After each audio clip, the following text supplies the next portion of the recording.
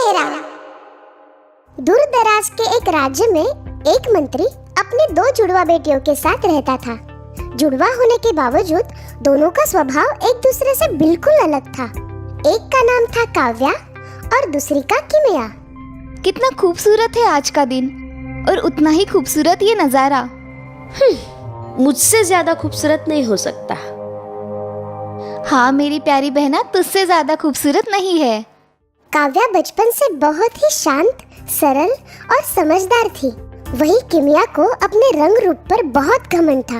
वो स्वार्थी और जिद्दी थी। दोनों के 19वें जन्मदिन पर मंत्री ने बहुत बड़ी दावत रखी। सभी राज्य के राजा और उनके परिवार को बुलावा भेजो। इस भव्य दावत में सभी लोग सज धज कर आए थे। काव्या की नजर एक आकर्षक राजकुमार पर पड़ी।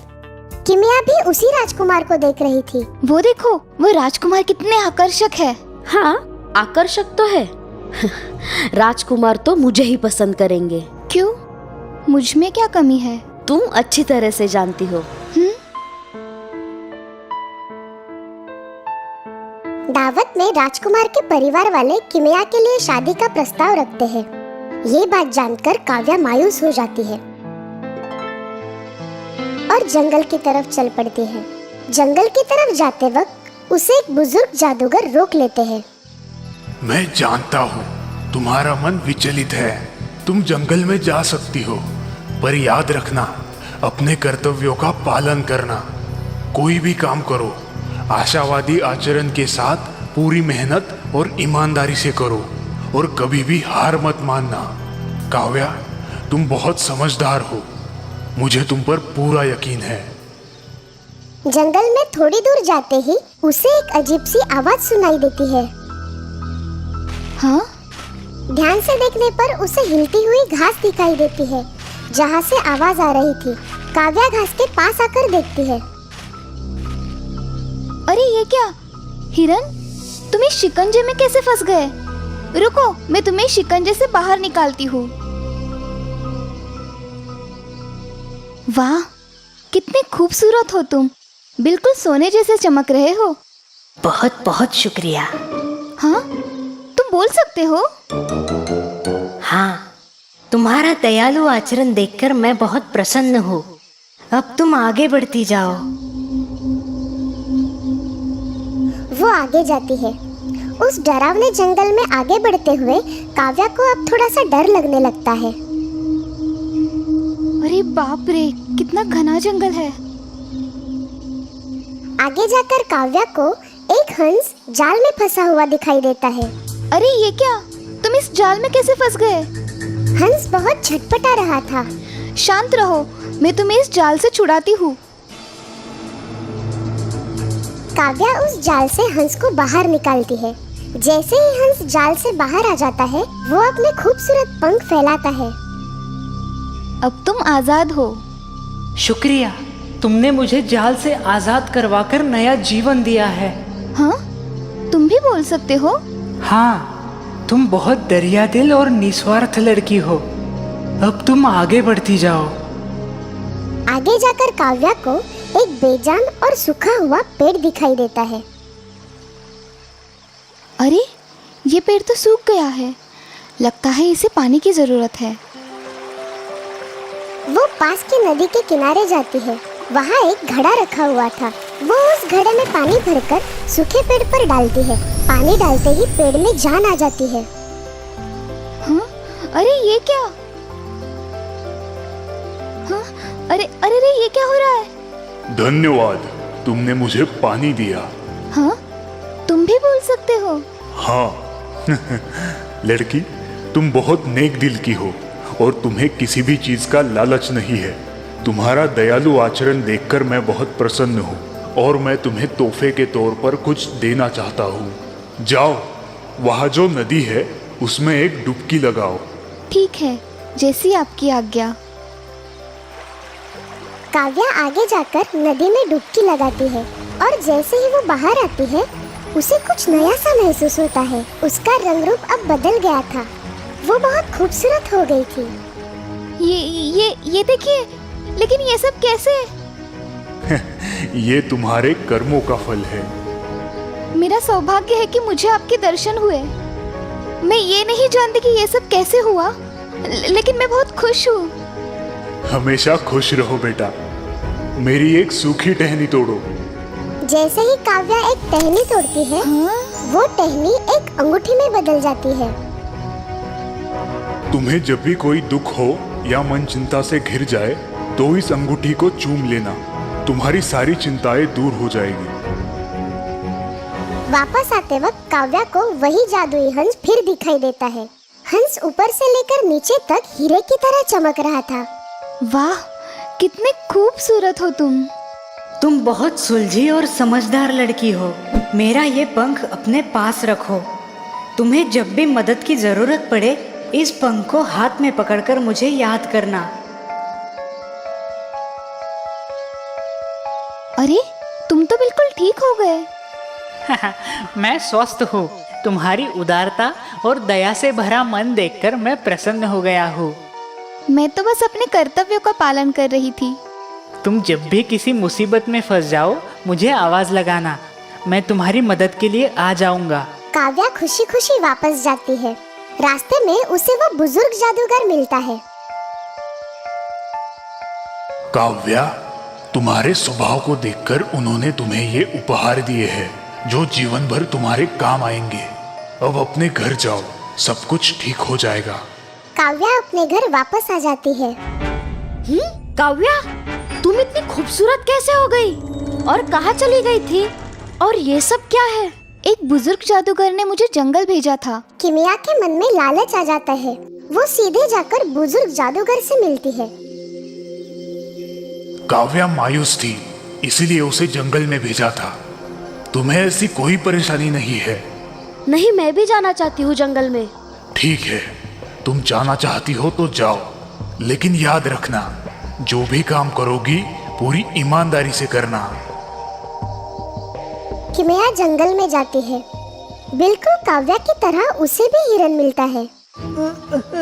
मेरी मदद करो, कोई मेरी मदद करो। मैं यह वक्त बर्बाद नहीं करना चाहती हूँ। मुझे जल्द से जल्द और भी खूबसूरत बनना है। वो उसे अनदेखा करके आगे बढ़ जाती है। किमिया आगे जाकर हंस को जाल में फंसा हुआ देखती है, पर वो उसे अनदेखा करती है।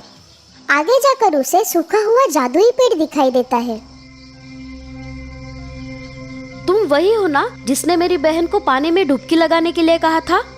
मुझे भी बताओ, कहाँ है वो नदी? मैं भी खूबसूरत होना चाहती हूँ।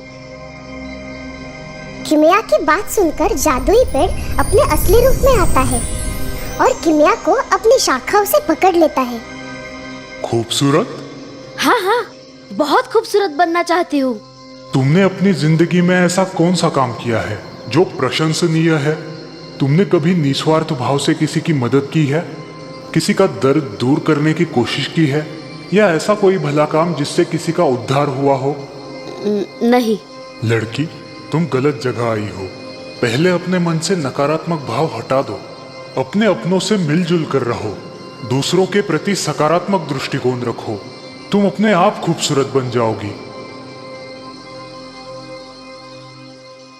किमिया वहां से सीधे अपने घर लौट आती है और अपनी बहन से उसके बुरे बर्ताव के लिए माफी मांगती है।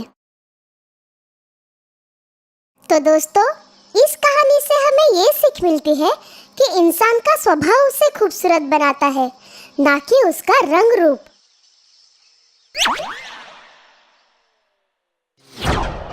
जादुई घड़ा। एक गांव में एक मजदूर अपने पत्नी के साथ रहता था। वो दूसरों के खेत में काम करके जो भी मजदूरी मिलती थी उससे अपना गुजारा करता था। एक दिन वो खेत में काम कर रहे थे। इस साल काफी अच्छी फसल हुई है।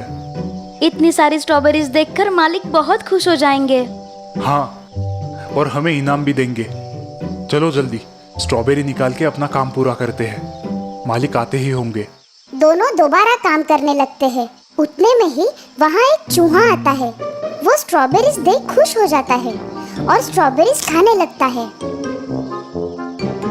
ए चूहे, क्या कर रहे हो तुम? निकल जाओ यहाँ से।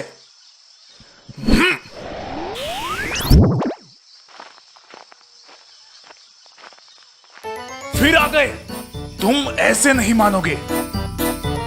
रुक रुक, तुम मेरी स्ट्रॉबेरीज खाएगा। रुक रुक, आज तुझे नहीं छोड़ूंगा। रुक, भाग मत। रुक रुक रुक, भागता कहाँ है? रुक।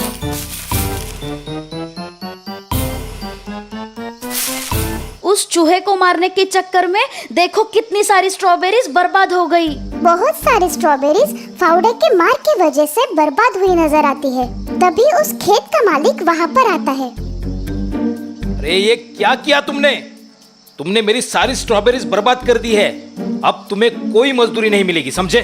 तुमने मेरा नुकसान किया है, उसकी भरपाई तुम्हें चुकानी होगी। मालिक गुस्से में वहाँ से चला जाता है। चूहा मजदूर का उदास चेहरा देखकर उस पर हंसने लगता है। अब तू गया काम से। रुक रुक, भागता कहाँ है? रुक रुक, अब कहाँ छुप गए? बाहर आओ। मजदूर के पत्नी का ध्यान अपने पति की ओर जाता है। वो तुम्हारे सिर पर है। ये कैसी आवाज है? लगता है जमीन के अंदर कुछ गड़ा है।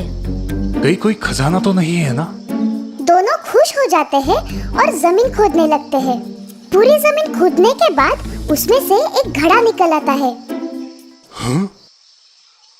इसमें कुछ तो होगा। अरे ये तो खाली घड़ा है। लगता है आज का दिन ही खराब है। अब मैं तुझे नहीं छोड़ूंगा। रुक रुक। अब कहाँ जाओगे?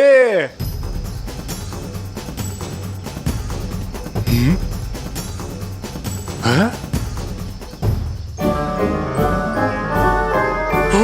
इतने सारे चूहे,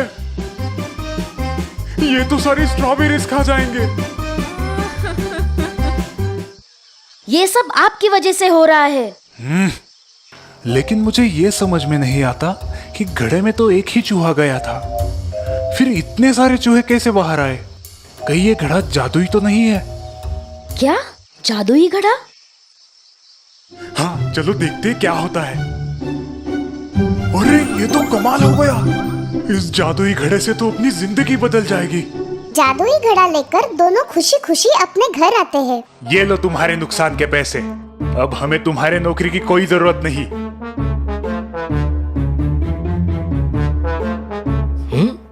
इसके पास इतना पैसा कहाँ से आया? कुछ तो गड़बड़ है, मुझे जाकर देखना होगा।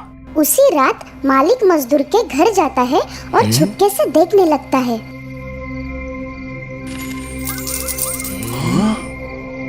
ये घड़ा अगर मुझे मिल जाए तो मैं दुनिया का सबसे अमीर आदमी बन सकता हूँ।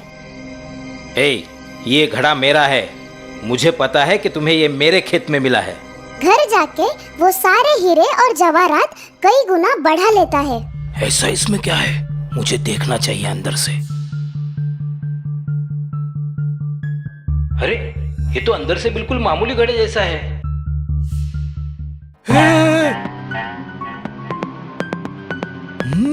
मेरे इतने सारे हमशक्ल।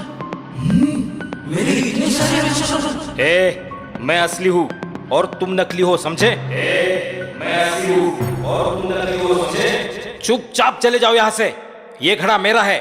चुपचाप चले जाओ यहाँ से। ये घड़ा मेरा है। अरे मेरी नकल करना बंद करो भाई। मालिक को समझ आता है कि ये सब उसकी नकल कर रहे हैं। मालिक टोपी ऊपर उठाता है। सभी टोपी ऊपर उठाते हैं। वो घर से बाहर निकलता है। सभी हमशक्ल घर से बाहर निकलते हैं। वो घर का चक्कर लगाता है। हमशक्ल भी घर का चक्कर लगाते हैं। वो दरवाजे के पास आकर रुक जाता है। सभी हमशक्ल रुक जाते हैं। कैसे उल्लू बनाया? कैसे उल्लू बनाया? अरे लगता है ये मेरा पीछा ऐसे नहीं छोड़ेंगे। मुझे घड़ा लेके भागना चाहिए।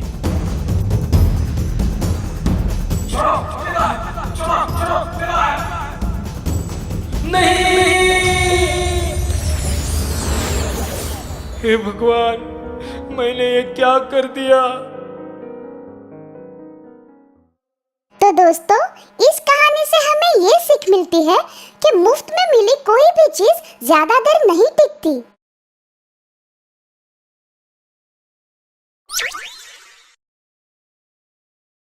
दोस्तों, आपको हमारी स्टोरी कैसी लगी? हमें कमेंट करके जरूर बताइए। इस स्टोरी को लाइक और शेयर करें और हाँ, हमारे चैनल को सब्सक्राइब करना ना भूलें। Thank you.